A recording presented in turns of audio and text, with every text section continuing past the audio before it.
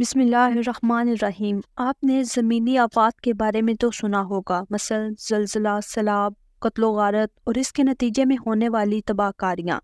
آج میں آپ کو زبانی آفات کے متعلق کچھ بتانا چاہتی ہوں۔ یقین کیجئے اس کے نتیجے میں ہونے والی تباہ کاریاں زمینی آفات سے کہیں زیادہ ہیں، کیونکہ اس سے دنیا اور آخرت دونوں کا نقصان ہوتا ہے۔ تو پہلی آفت ہے جھوٹ بولنا۔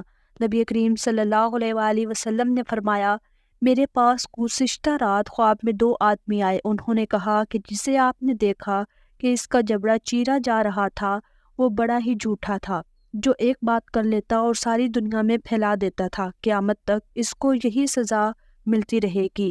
بغض و حسد کی بنا پر بات چیت ترک کر دینا۔ آپ صلی اللہ علیہ وآلہ وسلم نے فرمایا، آپس میں بغض نہ رکھو اور ایک دوسرے سے حسد نہ کرو۔ پیٹھ پیچھے کسی کی برائی نہ کرو، بلکہ اللہ کے بندے آپس میں بھائی بھائی بن کر رہو۔ اور کسی مسلمان کے لیے جائز نہیں کہ کسی بھائی سے 3 دن سے زیادہ بات چیت بند کر دے۔ دوغلے شخص کی بات۔ نبی کریم صلی اللہ علیہ وآلہ وسلم نے فرمایا، تم قیامت کے دن اللہ کے ہاں اس شخص کو سب سے بدتر پاؤ گے، جو کچھ لوگوں کے سامنے ایک رخ سے آتا ہے اور دوسروں کے سامنے دوسرے رخ سے جاتا ہے۔ چغل خوری۔ نبی کریم صلی اللہ علیہ وآلہ وسلم نے فرمایا، چغل خور جنت میں نہ جائے گا۔ بد کلامی کرنا۔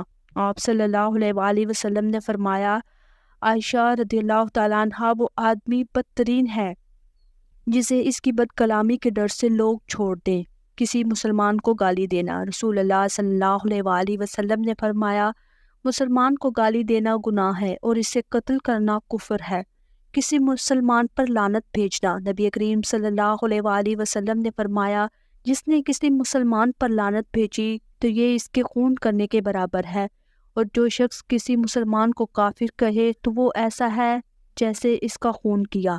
بدگمانی اور دوسروں کے عیب تلاش کرنا۔ سورہ الحجرات میں اللہ تعالیٰ فرماتے ہیں کہ اے ایمان والو، بہت سی بدگمانیوں سے بچو، بے شک بعض بدگمانیاں گناہ ہوتی ہیں، اور کسی کے عیوب کی ڈھونڈ ٹٹول نہ کرو۔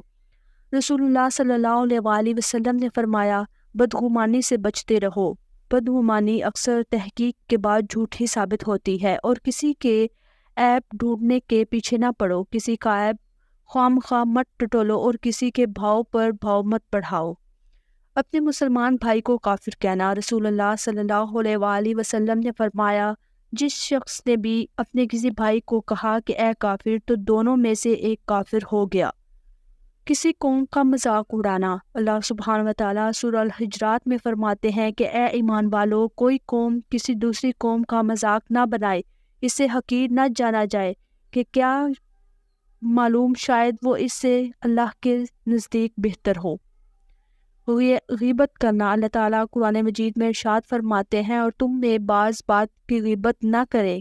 کیا تم میں کوئی چاہتا ہے کہ اپنے مردہ بھائی کا گوشت کھائے؟ تم اسے ناپسند کرو گے، اور اللہ سے ڈرو، یقیناً اللہ توبہ قبول کرنے والا اور رحم کرنے والا ہے۔ کسی کی تعریف میں مبالغہ کرنا۔